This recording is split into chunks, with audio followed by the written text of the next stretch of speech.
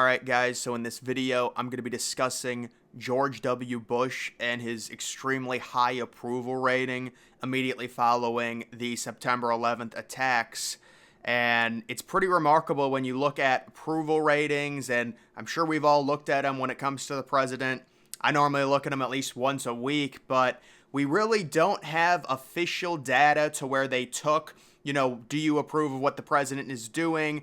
They really didn't take enough polls until George W. Bush, the 43rd president, who assumed office in January of 2001. We, of course, know the 9/11 attacks happening just about 8 months after that. And when he came into office, he did have a positive approval rating. It was a little bit rocky. He had about a 98% approval rating, obviously, amongst Republicans. But with Democrats, it was much lower. You had the election with Al Gore, the whole Florida situation, the crazy idea of somebody winning the presidency without winning the popular vote.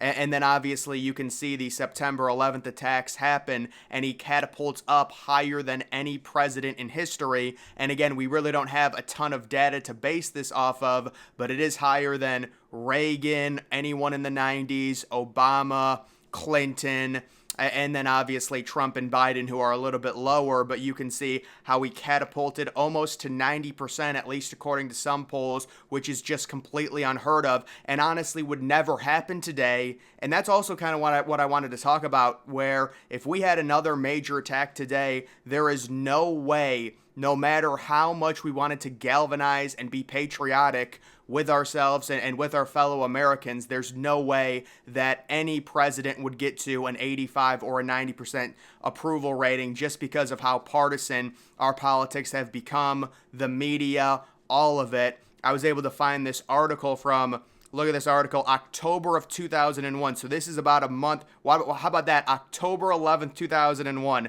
1 month exactly. From the Harvard Crimson, why are Bush's approval ratings so high? A September 21st, that was 10 days after the attack, Gallup poll found out that 90% of Americans approve of the way George W. Bush is handling his job as president, and only 6% disapprove. Those numbers are just unheard of. There's no way that would happen today. It's impossible. On October 8th, Gallup reported that 90% approve of the bombings in Afghanistan and only 5% disapprove. And that's the whole idea, guys. Americans didn't know what to do. And think about it. The difference from 2001 to where we are now, where it seems like everyone is questioning everything, and some people think that's a bad thing, some people think it's a good thing. I think it's an inevitability. As we get more information, the general public gets more and more information because we're more connected with the internet, we will start to question everything. It's just a growth pattern in human beings. Back in 2001, we were just mad and we wanted someone to blame, and that is why those bombings, in my opinion, had such a high approval rating. And you can see it says such numbers are unheard of. Since the first national presidential approval polls were taken in the 1930s, the highest approval rating ever was Franklin D. Roosevelt following the bombings of Pearl Harbor. And those approval numbers are really choppy, meaning they didn't have enough data to really form actual approval ratings, because it's a composite of polls. You're not just going to take 3 or 4 polls. The problem is when you go back to the 60s, 70s, 80s, even the 90s, Bush was really the first one to have accurate multiple composite polls done that could calculate an actual approval percentage week in and week out when he was president. It later says, why are we suddenly so supportive of a man who 11 months ago lost the popular vote to his opponent, Al Gore? Why are we so suddenly supportive of a man on August 1st reported having only 47% approval rating by other polls? And guys, this is the whole idea. Back in 2001, we were a hurt country. We needed to heal, and we needed someone to bring us together. And it really is remarkable because later on in this article, they do talk about how all of the media came around in support of Bush, and there was really no media outlet that strayed from that. It just goes to show you the power the media had over the general public back in 2001, and it's also a very heightened emotional situation where we were literally being attacked and we could see it live on TV. That is going to cause us as Americans to have a significant visceral reaction to a horrible, traumatic event in our own country, and we want to, rally around people. And there was so much patriotism that was going on in the country. October of 2001, November of 2001, everyone wanted to show, America is great. And nowadays it is interesting to compare right after 9/11, what we were doing as a country, how we rallied around our president, to where we are and where we've been, really, I would say, since 2016 with Trump coming in. And at that point, people hated Trump so much that they would be fine with the country struggling if it meant Trump struggled as well. That's like the whole idea during the shutdown in 2020.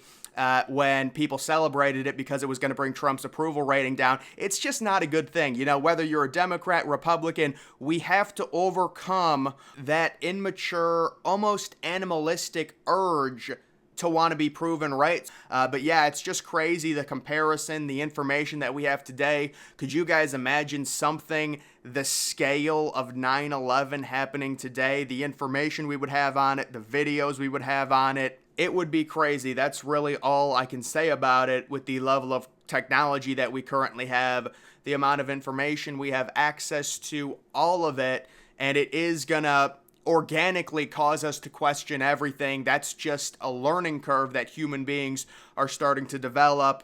And, you learn in 2001 with the Patriot Act and how that situation all played out, dragging us into the Middle East. And you can understand why, right? Let's not play revisionist history here. We needed someone to go after. We saw on live TV thousands of Americans die, and that's what's going to happen. We can sit back and say, oh, it was stupid. Of course it was stupid, but at the time, no one was saying that, I couldn't even formulate thoughts. I was too young, but you can kind of understand why, if we're really going to play Monday morning quarterback here, it's a little ridiculous. But you can see the three major events for Bush when it came to his approval rating. He was chopping right around 52%. Let me tell you, Biden, Trump, and Obama would certainly take, well, I guess Obama got up to like 51%, but certainly Biden and Trump would love an approval rating at 52%.